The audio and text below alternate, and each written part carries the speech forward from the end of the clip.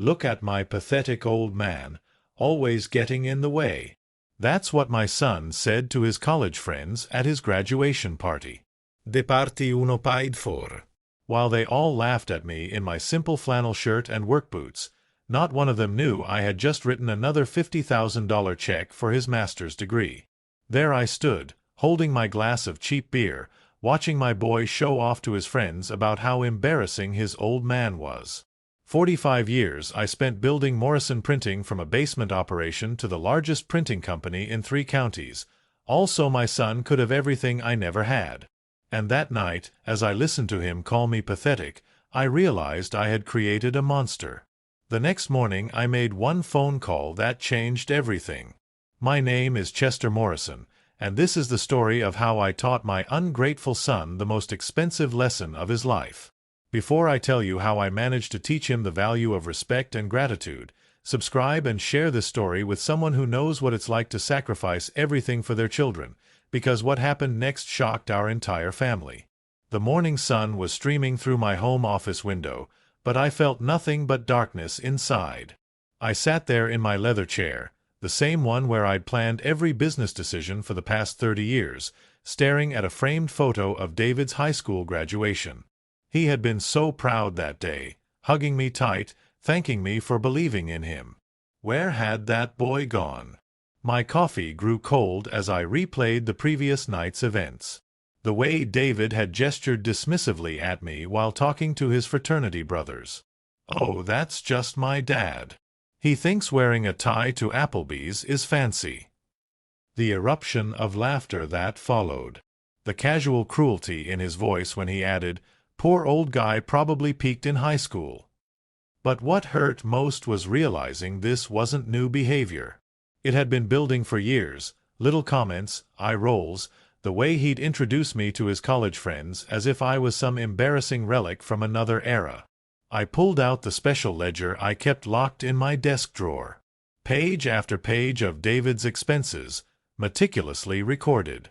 Not just tuition, but spring break trips to Cabo, his BMW lease, the downtown apartment I'd upgraded him to when he complained about dorm life, the European Study Abroad program, the unpaid internship in New York where I'd covered his rent for 6 months. $763,000. That was the real number when you included everything. My hands trembled as I reached for the phone. For a moment, he hesitated. Was I being too harsh? Then I remembered his words, "My pathetic old man." I dialed the university's main number, my heart pounding like I was making the biggest business deal of my life. Riverside University. How may I direct your call? The receptionist's cheerful voice felt surreal given what I was about to do. Financial Aid Office, please. This is an emergency regarding student David Morrison.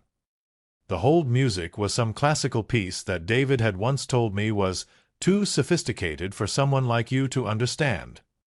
When Financial Aid Director Margaret Collins came on the line, her voice was professional but warm. "Mr. Morrison, we were just processing your payment for David's final semester. Everything appears to be in order." I cleared my throat, my mouth suddenly dry. "Mrs. Collins, I need to make some immediate changes to my son's account."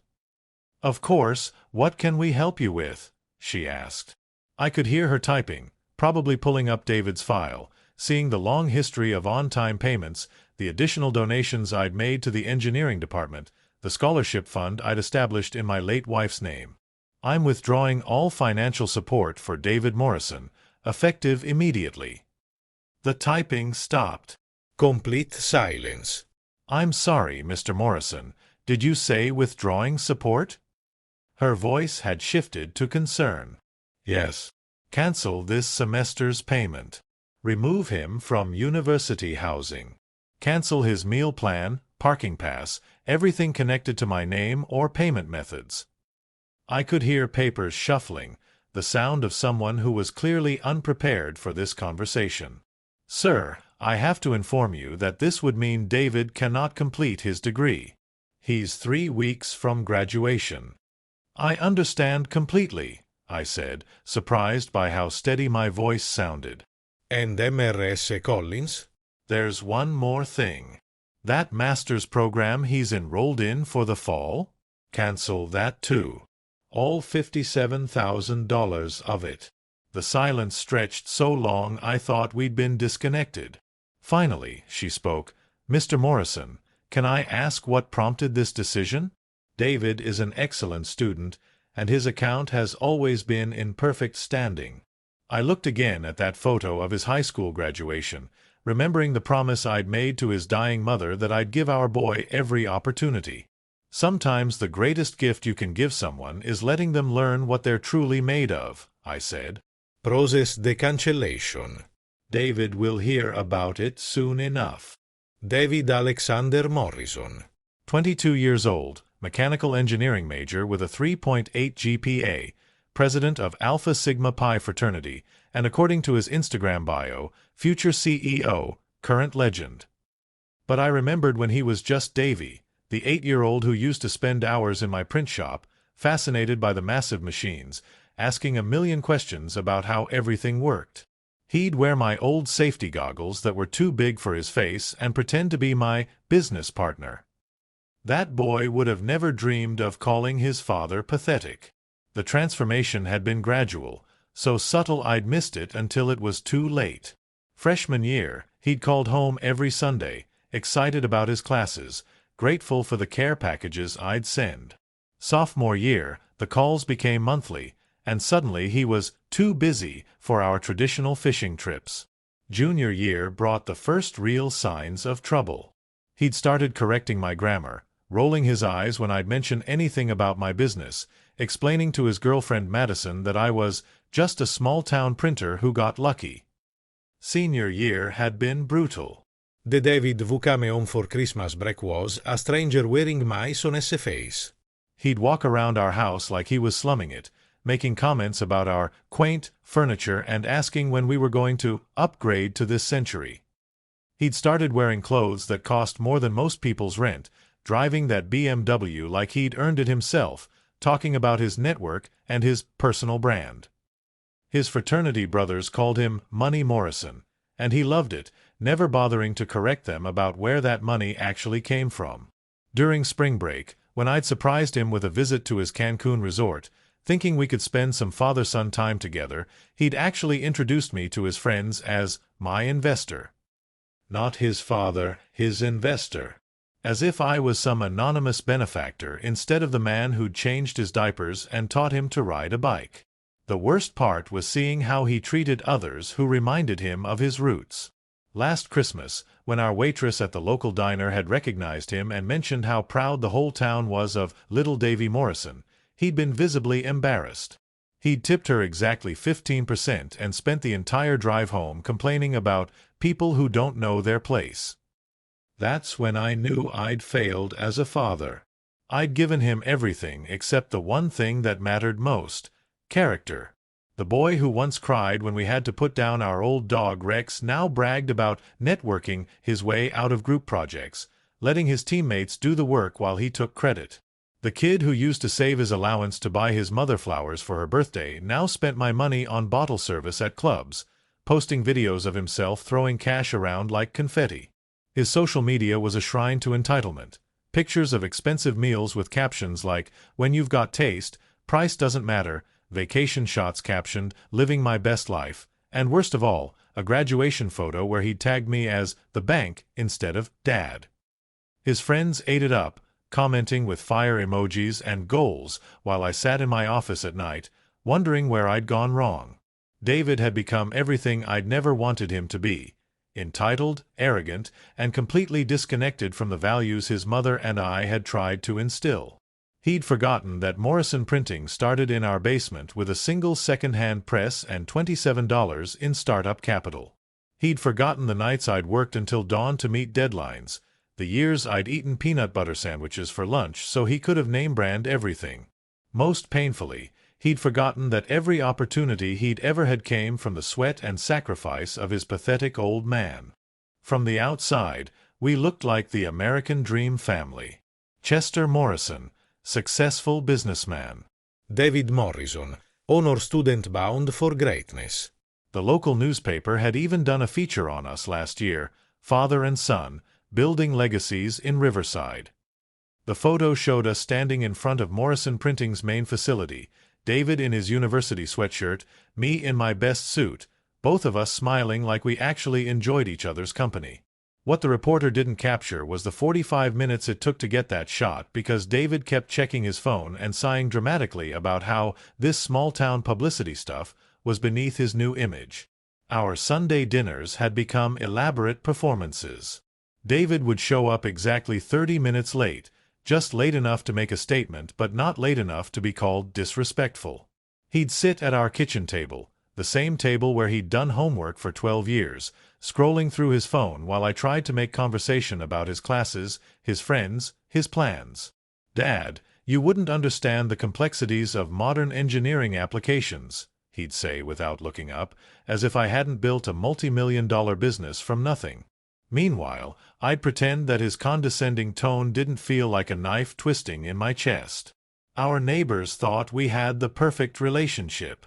Mrs. Henderson next door was always telling me how lucky I was to have such an accomplished son. "That boy is going places, Chester," she'd say over the fence while watering her roses. "You must be so prude." And I'd smile and nod, never mentioning that David had stopped calling me Dad in public, preferring Chester because it sounded more professional. Never mentioning that he'd asked me not to wear my work clothes when visiting his campus because it sent the wrong message about our family's status. The worst part was how he'd managed to rewrite our history for his college friends.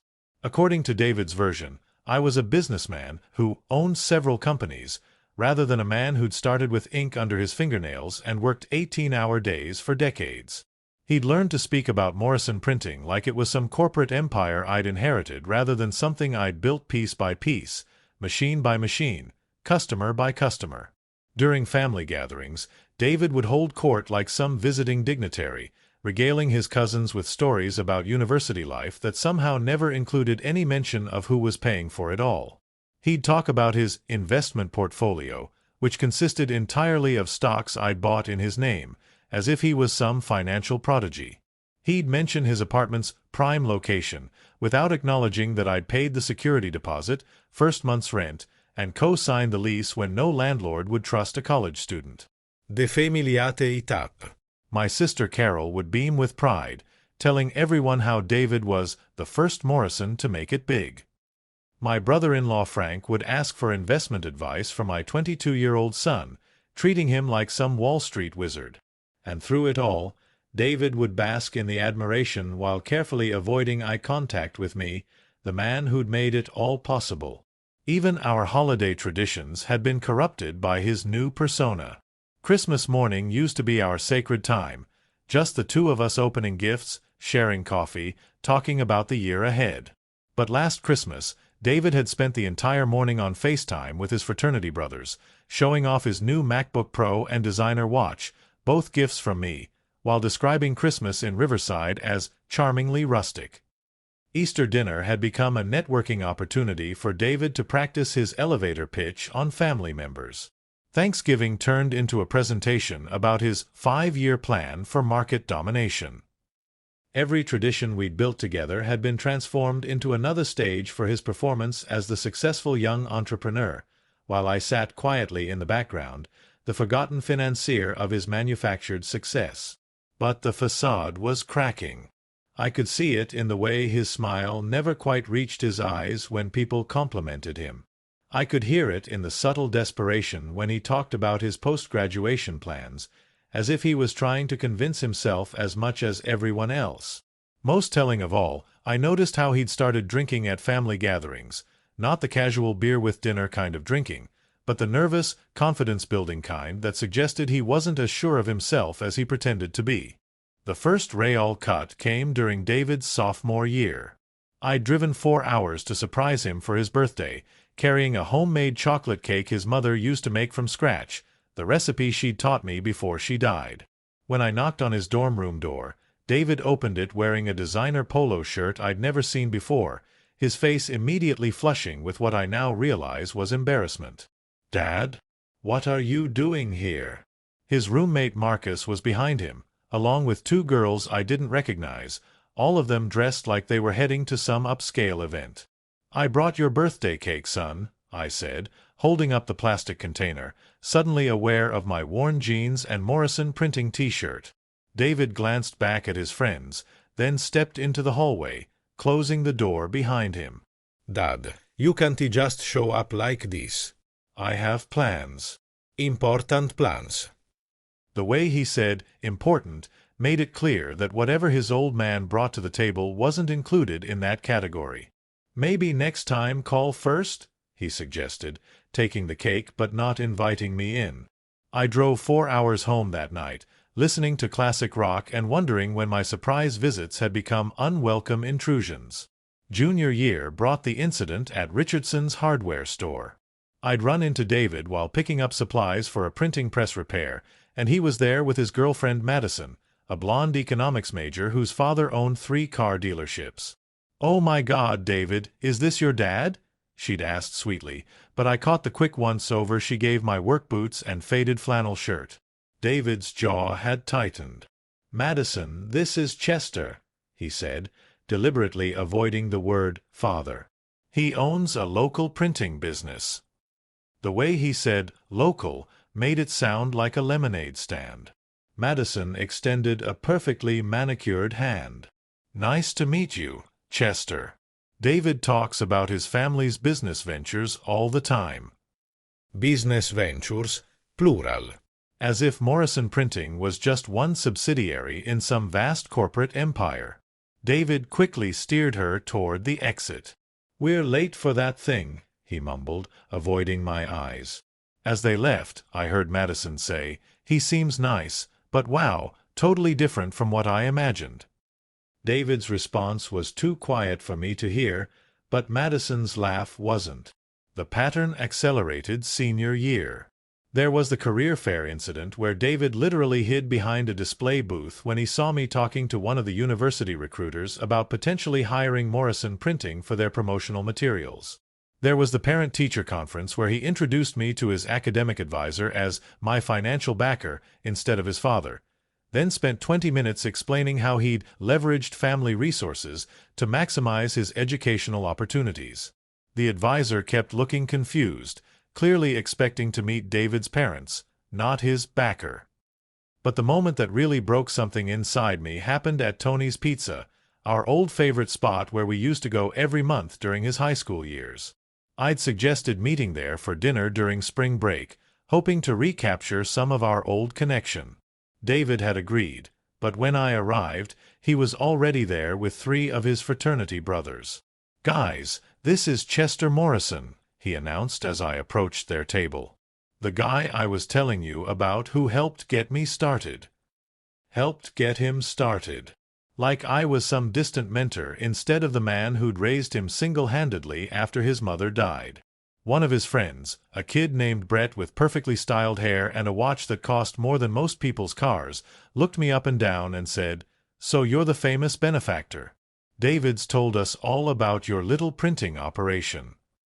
Little printing operation. David didn't correct him. Instead, he laughed and said, "Yeah, Chester's been really supportive of my goals."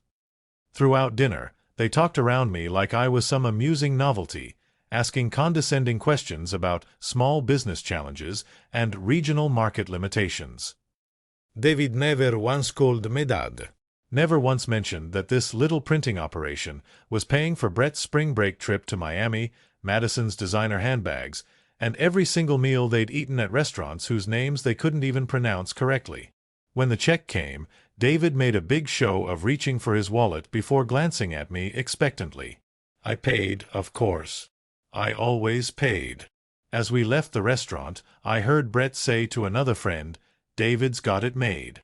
His sugar daddy covers everything, and he doesn't even have to pretend to be grateful."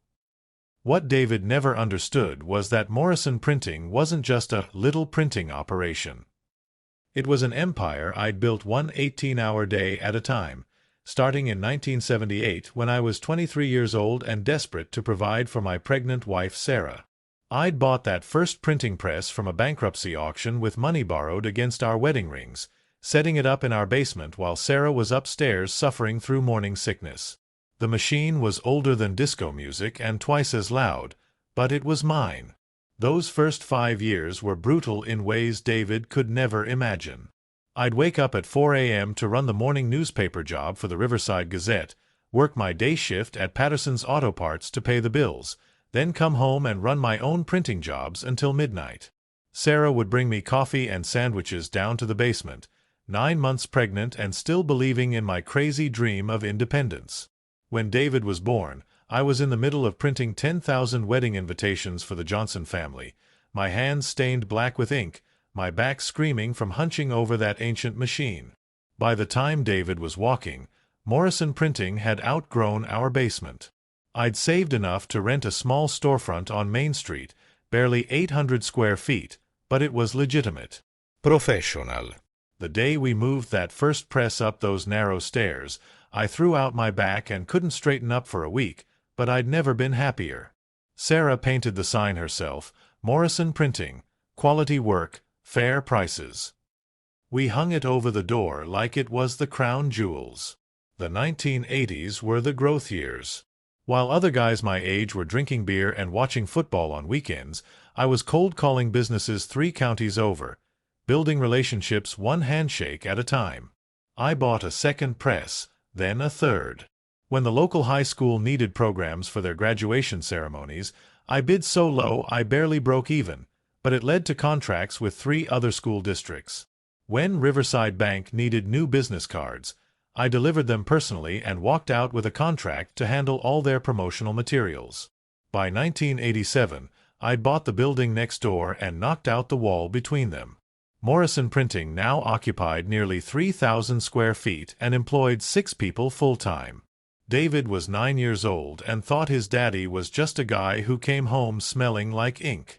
The real breakthrough came in 1991 when Hartwell Manufacturing decided to outsource all their technical manual printing. The contract was worth more in 1 year than I'd made in the previous 5 combined. But it required investing in specialized equipment that cost more than our house. Sarah and I sat at our kitchen table for hours, going over the numbers, the risks, the potential rewards. "What if we fail?" she asked, her hand resting on her coffee cup, the one David had made in art class with "World's Best Mom" painted in crooked letters. "What if we don't try?" I answered. We mortgaged everything, including David's college fund, to buy the equipment that would change our lives forever. By the mid-1990s, Morrison Printing had become the largest commercial printing operation in a 50-mile radius. We were handling everything from restaurant menus to corporate annual reports, wedding invitations to political campaign materials. I'd bought out 2 competing print shops, acquired the old Woolworth building on Market Street, and installed printing equipment that most university journalism departments couldn't afford. But I never changed how I dressed, never moved us out of our modest ranch house on Elm Street, never bought myself anything flashier than a reliable Ford pickup truck. David was in high school then, embarrassed that his friends' fathers drove BMWs while his dad showed up to school events in work clothes with permanently stained fingernails. What he didn't know was that those stained hands were signing contracts worth hundreds of thousands of dollars. What he couldn't see was that Morrison Printing had quietly become one of the most profitable businesses in Pennsylvania's Tri-County area. By the time David graduated high school, we were printing materials for Fortune 500 companies, government agencies, and major universities across the northeastern United States. My personal net worth had crossed the 7-figure mark, but I kept driving that same pickup truck and wearing the same Carhartt work shirts because they reminded me where I'd come from and what I'd sacrificed to get there. While David told his friends about his pathetic old man who drove a beat-up pickup truck and shopped at Walmart, he had no idea that same pathetic old man owned half the commercial real estate in downtown Riverside, including the trendy coffee shop where David took his dates to impress them with his sophisticated taste. The irony was delicious and painful at the same time. When David bragged to Madison about discovering this amazing little bistro called Café Luna, he was actually taking her to a restaurant that paid me rent every month, in a building I'd purchased quietly through Morrison Holdings LLC in 1998. When his fraternity brothers raved about the exclusive off-campus housing complex where several of them lived, they were unknowingly paying rent to Morrison Properties, another of my carefully concealed business entities. I'd learned early in my success that appearing wealthy made you a target for every sob story, every get-rich-quick scheme, every relative with a business opportunity, so I developed what my accountant called strategic invisibility. My personal checking account rarely held more than $15,000, just enough to maintain the illusion of comfortable middle-class living. Meanwhile, my investment portfolio had grown to encompass everything from municipal bonds to tech stocks, from farmland in Ohio to a small office building in Pittsburgh that I'd bought with cash and never mentioned to anyone, including David. The pickup truck he was so embarrassed by was actually a deliberate choice, a 2019 Ford F-150 that I replaced every 3 years but always bought in the same color and style, maintaining the appearance of driving the same old vehicle. My shabby work clothes were custom-made Carhartt gear that cost more than most people's suits, but looked exactly like what a blue-collar printer should wear. The house on Elm Street that David described to his college friends as quaint and modest was actually sitting on 12 acres of prime development land that the city had been trying to buy from me for a municipal park expansion, offering prices that would have set us up for life even if I'd never worked another day. But David didn't know about the vacation cabin in the Pocono Mountains that I'd bought for cash, or the beachfront condo in Myrtle Beach that I visited twice a year when I told him I was attending printing industry conferences.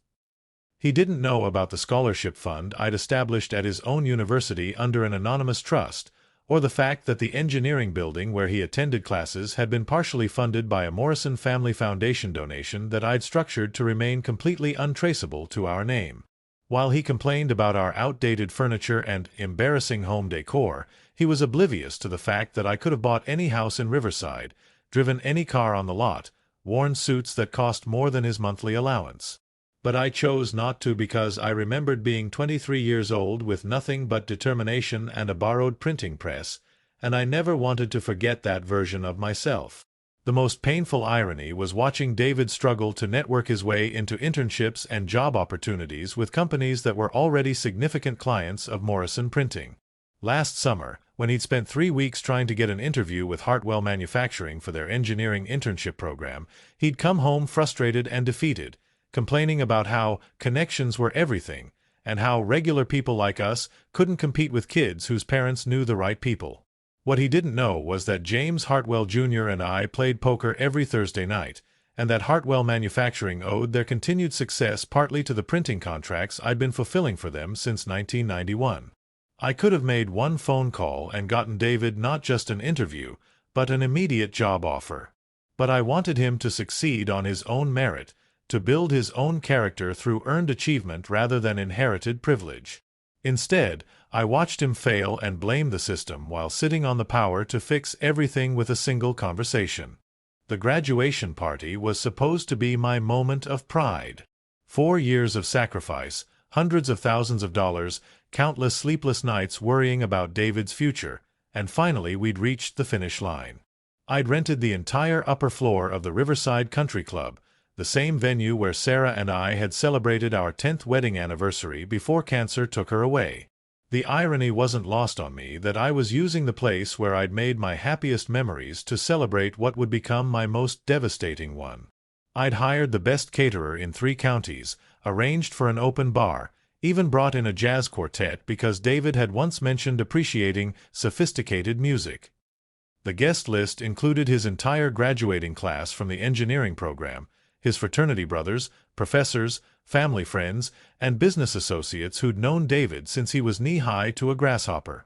I'd spent $47,000 on that party, more than most people make in a year, because I wanted my son's celebration to be perfect. I'd even bought a new suit for the occasion, navy blue with a subtle pinstripe, hoping to look worthy of standing beside my college graduate son. The evening started beautifully. David looked handsome in his cap and gown, posing for pictures with his diploma, accepting congratulations from everyone who'd watched him grow up. I stood in the background, beaming with pride, my chest swelling every time someone mentioned how far he'd come, how bright his future looked. Professor Martinez from the engineering department even pulled me aside to tell me what an exceptional student David had been, how his senior project on sustainable manufacturing processes showed real innovation. "You should be incredibly proud, Mr. Morrison," he said, shaking my hand warmly. David esse going plus. For those first 2 hours, I felt like the proudest father in Pennsylvania. But as the night progressed and the open bar flowed freely, David's behavior shifted. He'd gathered his closest fraternity friends around one of the high-top tables near the windows overlooking the golf course, the same view where Sarah and I had shared our last dance. I was standing maybe 10 feet away, talking with my sister Carol about David's job prospects, when I heard my son's voice cut through the ambient conversation like a razor blade.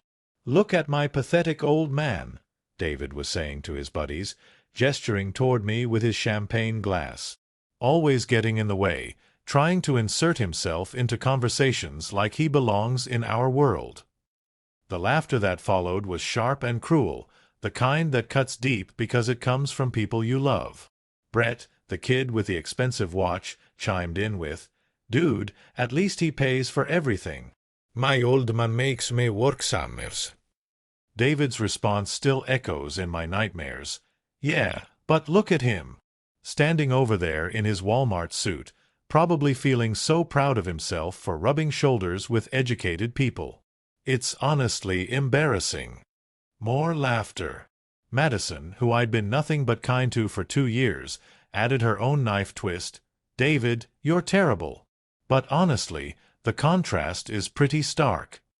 I felt something die inside my chest, something that had been wounded many times before but had always managed to heal. This was different. This wasn't just private dismissal or casual disrespect. This was public humiliation at a party I had paid for, in front of people who knew me, who knew our family history, who knew exactly where David's opportunities had come from. Professor Martinez was standing right there, having just finished telling me how proud I should be. The Hendersons from next door were there, Carol and Frank were there, even James Hartwell Jr. was there because I'd invited him thinking David might want to network. All of them heard my son call me pathetic. All of them watched as David held court, entertaining his friends with stories about his embarrassing father while eating food I'd paid for, drinking liquor I'd purchased, celebrating in a venue I'd rented. The final blow came when someone asked David about his post-graduation plans, and he launched into a speech about making his own way in the world, and finally being independent, as if the previous 4 years had been some kind of self-funded adventure rather than a $250,000 gift from his pathetic old man. I drove home from that graduation party in complete silence, my hands gripping the steering wheel so tightly my knuckles went white, replaying David's words over and over like some kind of psychological torture device. "Look at my pathetic old man." The phrase had lodged itself in my brain like a splinter, and every time I tried to push it away, it dug deeper. Sarah's voice echoed in my memory from 15 years ago when she was dying in that hospital bed, her hand weak in mine as she made me promise to always take care of our boy, to give him every opportunity she'd never had growing up poor in rural Kentucky. "Make sure he never has to struggle like we did, Chester," she'd whispered. "Make sure he has choices." I'd kept that promise religiously, maybe too religiously, turning David into a spoiled prince who saw his father as nothing more than an ATM with embarrassing social habits. As I pulled into our driveway and sat in that pickup truck staring at our modest house, I realized I'd failed Sarah in the worst possible way. I hadn't given David choices. I'd stolen his character by removing every obstacle that might have built it. The boy who once cried when our neighbor's cat died now laughed at his father's expense for entertainment. The kid who used to beg me to teach him how to use the printing equipment now described my life's work as a little operation to impress his entitled friends. I'd created a monster by trying to be the perfect father, and now that monster was about to graduate into the real world expecting everything to be handed to him on a silver platter forever. The hardest part wasn't deciding what to do. It was accepting that I'd waited too long to do it. Every month I'd written another check. Every semester I'd covered another expense, every spring break trip I'd funded. I'd been enabling David's transformation from a grateful son into an ungrateful stranger. The signs had been there for years, but I'd ignored them because facing the truth meant admitting I'd wasted hundreds of thousands of dollars and 4 precious years of David's development. A real father would have drawn boundaries the first time David showed disrespect. A real father would have made his son work summers to contribute to his own education. A real father would have taught humility alongside providing opportunities. Instead, I'd been so determined to be different from my own father, who'd never had 2 nickels to rub together and reminded me daily that I was a burden he couldn't afford, that I'd swung completely in the opposite direction. I'd given David everything except the one thing he actually needed: consequences for his actions. Sitting in my driveway at midnight, still wearing that navy suit that David had dismissed as cheap, I made the hardest decision of my life. Tomorrow, I would stop being an enabler and start being a father. Tomorrow, I would teach my son the lesson I should have taught him years ago: that respect isn't inherited, it's earned, and that the man he just humiliated in public was the only thing standing between him and discovering exactly what the real world thought of entitled college graduates with no work ethic, no gratitude, and no character. The decision felt like ripping off a bandage that had been covering an infected wound for years.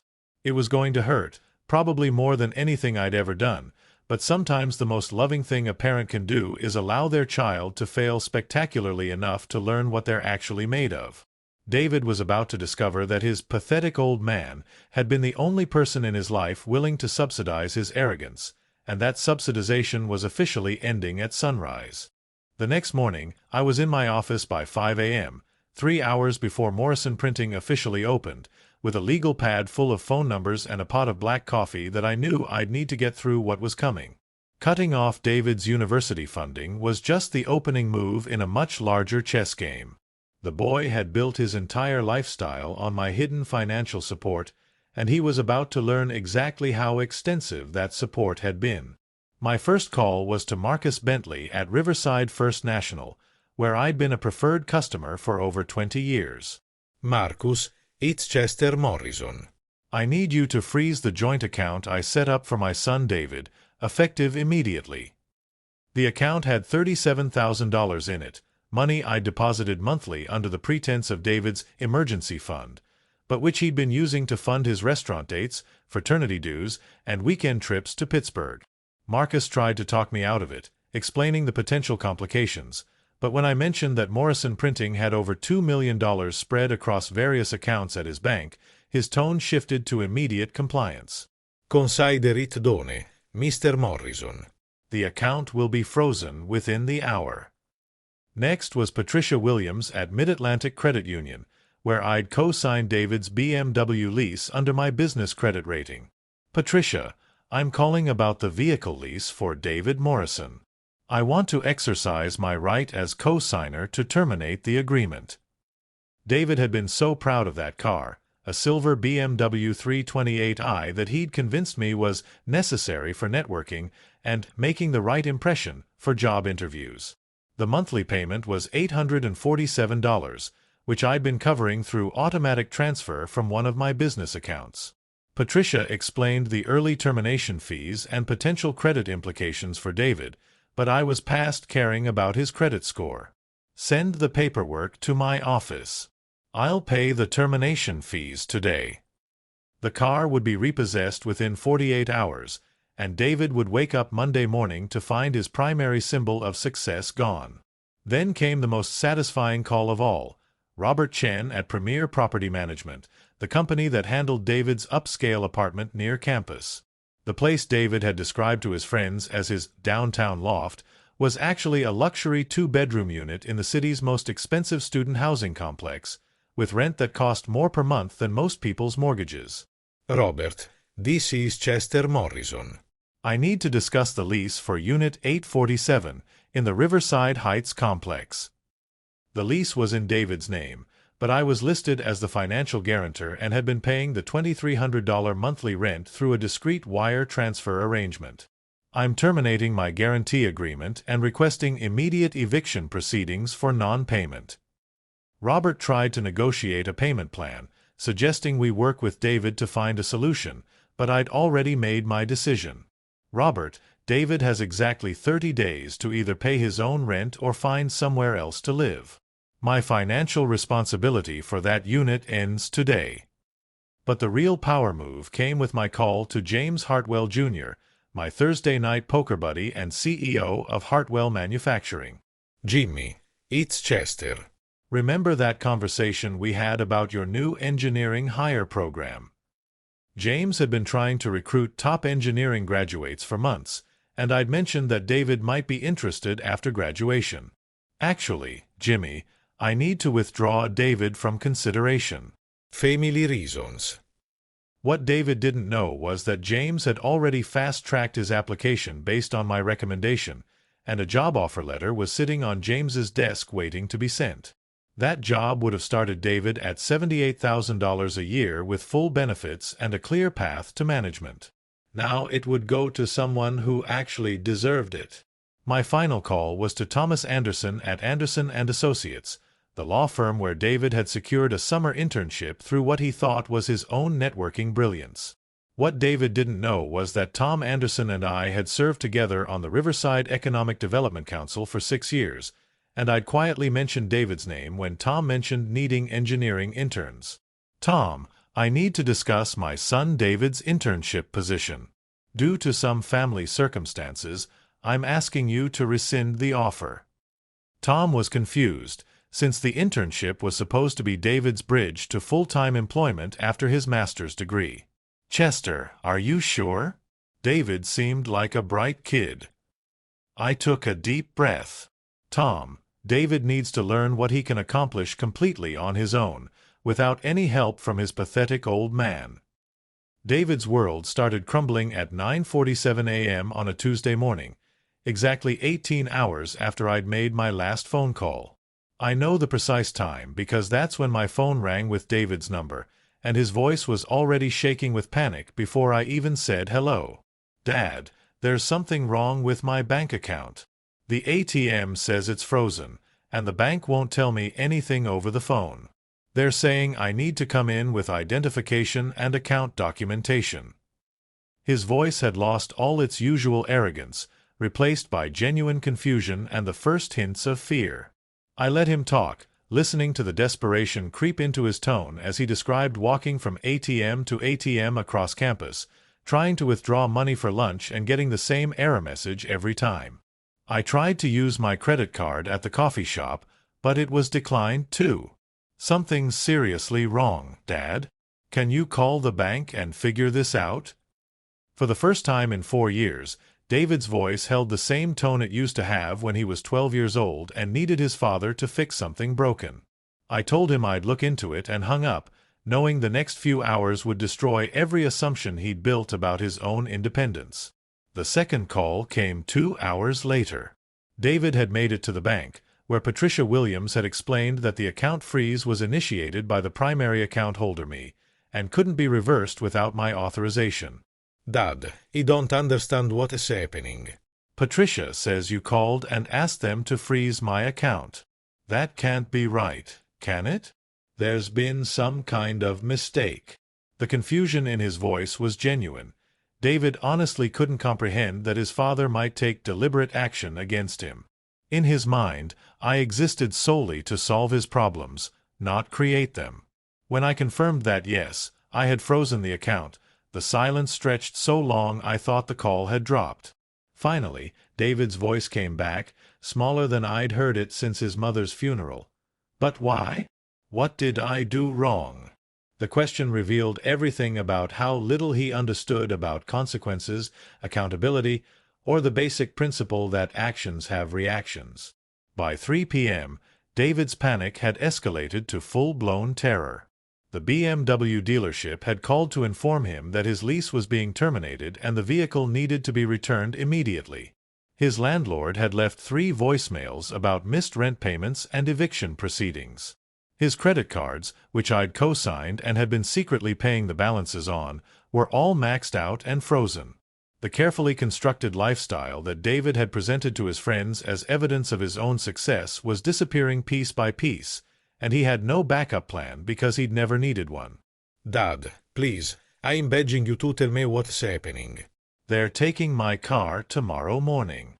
My landlord says I have 30 days to pay 3 months back rent or I'm getting evicted. None of this makes sense. I thought you were taking care of everything." The phrase, taking care of everything, hung in the air like an admission of guilt. David had never even pretended to be self-sufficient. He'd simply assumed that his financial security was as permanent and reliable as gravity.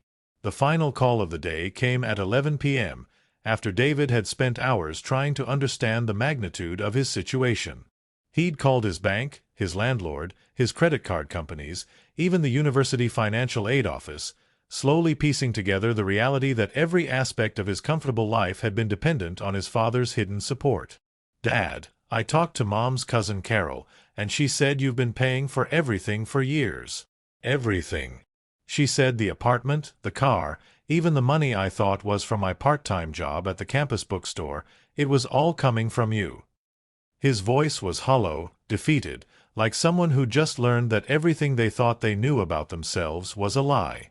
"I don't understand how this is possible. I had a budget, I was managing my money, I thought I was being responsible." The delusion was so complete that David had genuinely believed his 8-hour-a-week campus job was funding his luxury lifestyle. "Carol also said you heard what I said at the graduation party. About calling you pathetic." The shame in his voice was the first genuine emotion I'd heard from him in years, but it was too little, too late. "Dad, I was drunk, I was showing off, I didn't mean it. Please don't destroy my life over something stupid I said when I wasn't thinking clearly." When David showed up at my house the next morning, he looked like he hadn't slept in days. His usually perfect hair was disheveled, his designer clothes wrinkled, and for the first time since high school, he looked young and vulnerable rather than arrogant and entitled. He sat across from me at our kitchen table, the same table where we'd shared thousands of meals, where I'd helped him with homework, where his mother had taught him to say grace before dinner. But this conversation was different from any we'd ever had. "Dad, I need to understand why you're doing this to me," he said, his voice barely above a whisper. "I know what I said was wrong, but destroying my entire life seems like a pretty extreme punishment for one stupid comment." I poured myself a cup of coffee from the same pot Sarah used to make, took a sip, and looked at my son, really looked at him, for the first time in years. "David, this isn't punishment. This is education. And it's about 4 years overdue." I opened the drawer where I kept my special ledger and placed it on the table between us. "Do you know what this is?" David shook his head, staring at the worn leather cover like it might explode. "This is a record of every single dollar I've spent on your behalf since you started college. Not just tuition, son. Everything." I opened to the first page, dated August 2019, David's freshman year. Move-in expenses, dorm furniture, meal plan upgrade because the basic plan wasn't good enough for you, $3,412 before classes even started. I flipped through pages methodically, watching David's face grow paler with each entry. Spring break in Florida sophomore year, $4,800. Summer in Europe before junior year, $11,200. The BMW lease, the downtown apartment, the credit cards I've been paying off every month. The numbers kept climbing. Textbooks, fraternity dues, date nights, weekend trips, clothes, electronics, restaurant meals, even parking tickets that David had forwarded to me without a second thought. $763,000. David, that's what your independence actually cost. The number hung in there like a physical weight. David's mouth opened and closed several times, but no words came out. "And do you know what hurts the most? It's not the money. Money can be earned back. It's that somewhere along the way, you stopped seeing me as your father and started seeing me as your personal ATM. When did that happen, son? When did I stop being dad and become just the guy who pays for stuff?" David tried to speak, but I held up my hand. "I need you to understand something crucial. Everything you've accomplished, every opportunity you've had, every door that's open for you, none of it happened because you're special or talented or deserving. It happened because I made it happen. That internship at Anderson and Associates? Tom Anderson is my friend from the Economic Development Council. The job offer from Hartwell Manufacturing that you were so excited about? James Hartwell and I play poker every Thursday night. Even that academic scholarship you received junior year? It came from a fund I established anonymously through the Morrison Family Foundation. The revelation hit David like a physical blow. But I earned that scholarship. Professor Martinez said I had the highest GPA in my class. I nodded sadly. You did earn it academically, David. But the scholarship itself exists because I funded it. You've been competing in a game where I was secretly stacking the deck in your favor, and you never even knew it. I closed the ledger and looked directly into my son's eyes. Yesterday, you called me pathetic in front of people who know exactly who I am and what I've built. You laughed at your father while spending his money, eating food he paid for, celebrating achievements he made possible. You've spent 4 years treating me like an embarrassment while living a life that I completely subsidized. So now you're going to learn what David Morrison can actually accomplish without Chester Morrison's pathetic old man money supporting him. David sat in silence for nearly 10 minutes after I finished speaking, staring at the ledger like it contained the secrets of the universe. When he finally looked up, there were tears in his eyes, not the manipulative tears of someone trying to escape consequences, but the genuine tears of someone seeing themselves clearly for the first time. "Dad," he whispered, his voice cracking like it used to when he was 13 and trying not to cry. "I didn't know. I honestly didn't know any of this." He reached across the table toward the ledger, then pulled his hand back as if it might burn him. "All those times I complained about you embarrassing me, all those times I told my friends you were just a small-town printer who got lucky, all those times I acted like I was doing you a favor by letting you be involved in my life. You were literally paying for everything."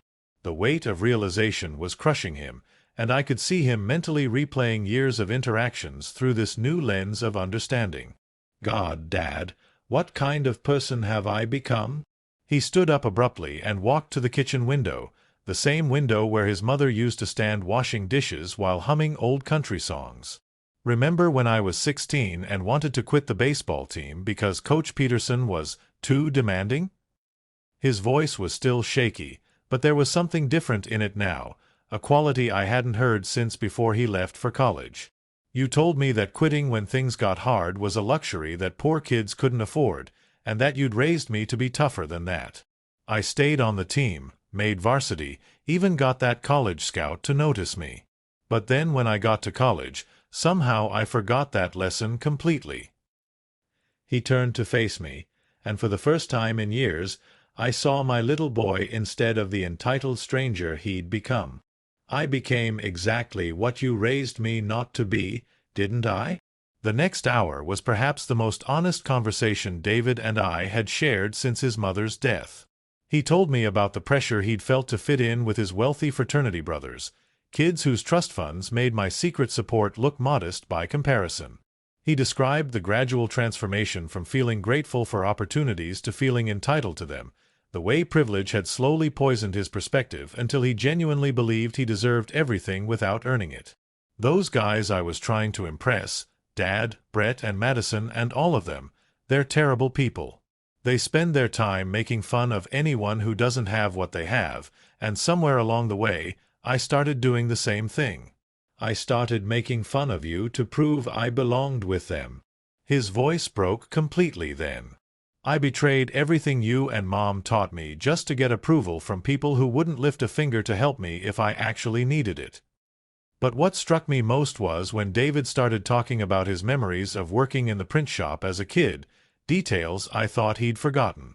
"I remember you teaching me how to operate the folding machine when I was 8 years old.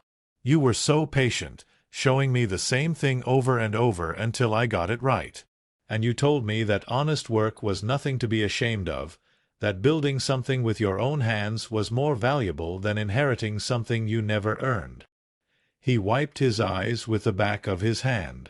"I remember being so proud to tell people my dad owned a business, so proud that you were my father. When did I stop feeling that way?" When did I start seeing your calloused hands as something embarrassing instead of something admirable? The question hung between us, and I realized that David was finally beginning to understand not just what he'd lost, but who he'd lost in the process of losing it. Dad, I don't know if you can ever forgive me for what I've become, but I need you to know that I finally see what you were trying to teach me. And I'm ashamed of the man I turned into when you gave me everything. When David finished speaking, the kitchen fell silent except for the old grandfather clock that Sarah had inherited from her grandmother, the one that had marked time through all our family's most important moments. I looked at my son, really looked at him, and for the first time in years, I saw past the designer clothes and entitled attitude to the heart of the boy I'd raised. The shame in his eyes was real, the regret in his voice was genuine, and most importantly, the understanding of what he'd lost was complete. This wasn't manipulation or damage control. This was authentic remorse from someone who finally grasped the magnitude of what his arrogance had cost him. David, he said softly, do you remember what your mother used to say about second chance? He nodded, fresh tears streaming down his face. She used to say that grace isn't getting what you deserve, it's getting what you need, even when you don't deserve it. I stood up and walked around the table, pulling my son into the kind of hug we hadn't shared since he was in high school, the kind of hug that says everything words can't express. But forgiveness doesn't mean erasing consequences, and I needed David to understand that rebuilding our relationship would require more than just apologies. Son, I'm willing to forgive you, but I'm not willing to go back to the way things were. The man you were becoming would have destroyed himself eventually, and I love you too much to enable that destruction. David pulled back from the hug, wiping his eyes, and I could see that he was preparing himself for whatever came next. The financial support I've been providing is permanently over. Not as punishment, but as necessity. You need to learn who David Morrison really is when he doesn't have Chester Morrison's money as a safety net. I sat back down and reopened the ledger to a blank page. But that doesn't mean I'm abandoning you. It means I'm finally going to parent you the way I should have from the beginning. Here's what we're going to do, I continued, my voice firm but warm. You're going to move back into your old bedroom upstairs. Rent-free, but with conditions. You'll help me in the print shop 40 hours a week at minimum wage.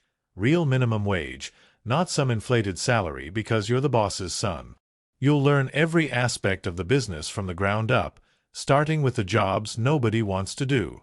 Cleaning equipment, organizing inventory, dealing with difficult customers. You'll understand what it really means to earn a paycheck through honest work. David nodded eagerly, and I could see relief flooding his face at the prospect of having any path forward at all. You'll also be responsible for all your own expenses moving forward. If you want a car, you'll save up and buy one yourself. If you want to go out to dinner, you'll budget for it out of your own wages. If you want new clothes, you'll work overtime to afford them. But the most important condition came next. And David, you're going to write a letter of apology to every person who was at that graduation party. Not just a quick sorry for being rude note, but a real, detailed acknowledgement of your behavior and what you've learned from this experience. David's face went pale at the thought of admitting his failures to his college friends, but he didn't argue. Some of those people have known you since you were little, son. They deserve to know that the real David Morrison is still in there somewhere, buried under 4 years of entitlement and privilege. I closed the ledger and placed my hand over his. Most importantly, you're going to prove to yourself that you can succeed without anyone stacking the deck in your favor. No networking through my business connections, no job recommendations from my friends, no shortcuts or advantages. Whatever you accomplish from here forward has to be earned through your own merit, your own character, your own hard work. The transformation I saw in David's face during that conversation gave me hope that maybe, just maybe, I hadn't failed as completely as I'd thought. The entitled college graduate was gone, replaced by someone who looked remarkably like the thoughtful, determined boy Sarah and I had raised before money and privilege had corrupted his character. "Dad," he said, his voice steady for the first time all day, "I know I have a lot to prove, and I know saying sorry isn't enough. But I want you to know that getting back your respect matters more to me than anything else in the world. More than the money, more than the lifestyle, more than impressing people who never really cared about me anyway." The next Monday morning, David showed up at Morrison Printing at 6 a.m. sharp, wearing jeans and a work shirt instead of his usual designer attire, looking nervous but determined. I deliberately assigned him to work with Tommy Rodriguez, our most experienced press operator and coincidentally the least patient man in Pennsylvania when it came to entitled college kids. Tommy, this is David. He's going to be learning the business from the ground up, starting with whatever job needs doing.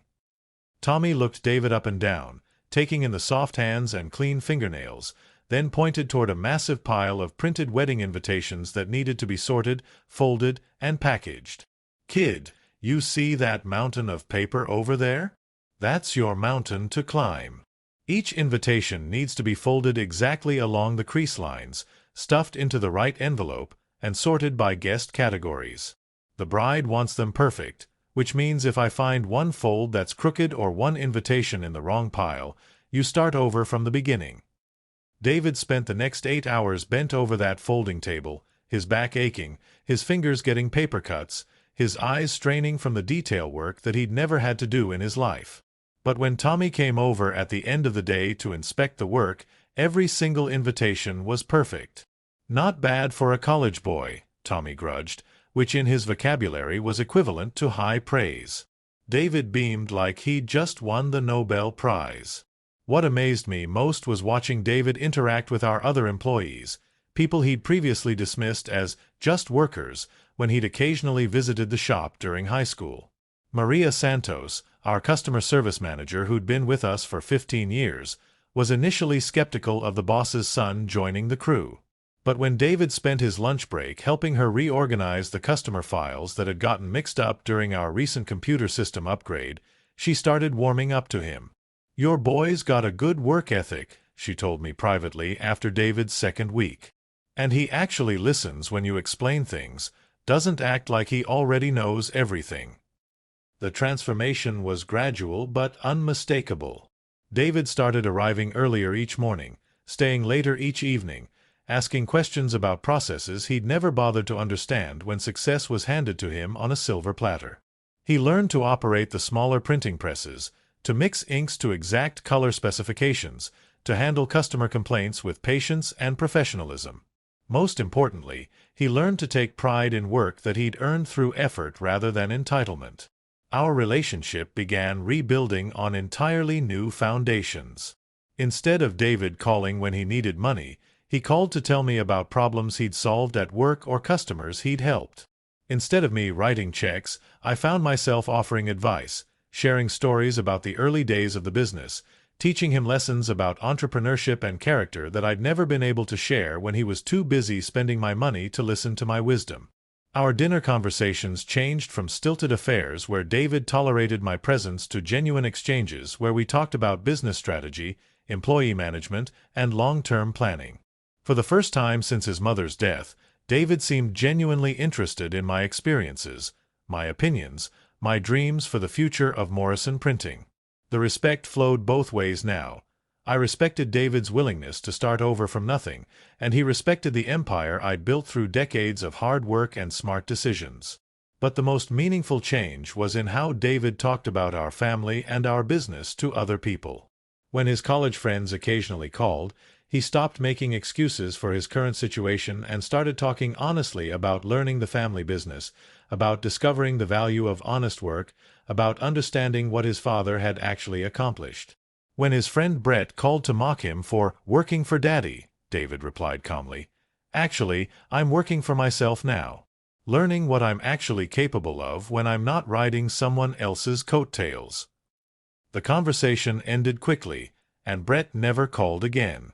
David didn't seem to miss the friendship, which told me everything I needed to know about how much his values had truly changed. The young man who'd called me pathetic had been replaced by someone who understood that real success isn't inherited or given. It's earned one honest day's work at a time. 6 months later, David had become a different person entirely. Not just in how he worked or how he treated people, but in how he saw the world and his place in it. The entitled college graduate who'd called his father pathetic had evolved into a young man who understood that appearances can be deceiving, that real worth isn't measured by designer clothes or expensive cars, and that the most valuable inheritance a parent can give their child isn't money, it's character. One evening, as we were closing up the shop together, David turned to me with something I hadn't seen in his eyes for years: genuine admiration. Dad, I need to tell you something. When I look at what you built here, what you accomplished starting with nothing, how you provided for our family while staying humble about your success, I realize you're not just successful, you're remarkable. And I'm ashamed that it took losing everything for me to see it. That moment, standing in the print shop where it all began, surrounded by the machines that had funded his entire life, I felt like I'd finally gotten my son back. But the real test came when David ran into his old fraternity friends at a restaurant downtown. I wasn't there, but David told me about it later with a mixture of pride and sadness. Brett and Madison had been at a corner table, clearly expecting David to be embarrassed about his current circumstances, ready to mock him for his fall from grace. Instead, David walked over confidently, wearing his work clothes with their ink stains and honest wear, and introduced himself to Madison's new boyfriend as David Morrison. I work at my family's printing business. When Brett made a snide comment about David's career change, David simply smiled and said, "Actually, Brett, I'm learning more about business, leadership, and life in 6 months of real work than I learned in 4 years of having everything handed to me. My father isn't my ATM anymore. He's my mentor, my partner, and the man I most want to become like." Brett's discomfort was obvious, but David wasn't finished. You know what is funny? I used to think success meant impressing people like you. Now I realize that people worth impressing don't need to be impressed. They earn respect by giving it. The encounter ended with David feeling sorry for his former friends rather than envious of them. The greatest lesson in all of this isn't just about David's transformation. It's about the danger of judging people by their appearances, their clothes, their cars, or their apparent circumstances. That man in work boots and a flannel shirt might be the owner of the building where you work.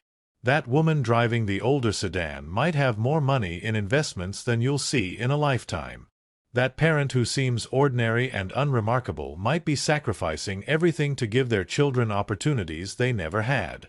My son spent 4 years seeing me as an embarrassment because I chose to dress modestly and live simply, never suspecting that his pathetic old man was actually subsidizing his entire lifestyle while building an empire that most people could only dream of achieving. The irony is that the very humility and work ethic that David found embarrassing were the exact qualities that had made our family's success possible in the first place. Today, David manages 3 of our satellite printing locations and has earned the respect of every employee through his work ethic, his humility, and his genuine care for both the business and the people who make it successful. He drives a used Honda that he bought with money he saved from his own paychecks, lives in a modest apartment that he pays for himself, and has never been happier or more fulfilled. Most importantly, he's learned that real wealth isn't what you spend. It's what you build, what you contribute, and how you treat the people who helped you along the way. Sometimes the greatest gift you can give someone is the chance to discover their own strength, their own character, and their own capacity for growth. And sometimes the most loving thing a parent can do is stop giving their child everything and start teaching them to earn what they truly deserve. If this story reminded you to never judge by appearances, leave me a comment telling me about your experience. Don't forget to subscribe because this old grandpa has many more life lessons to share.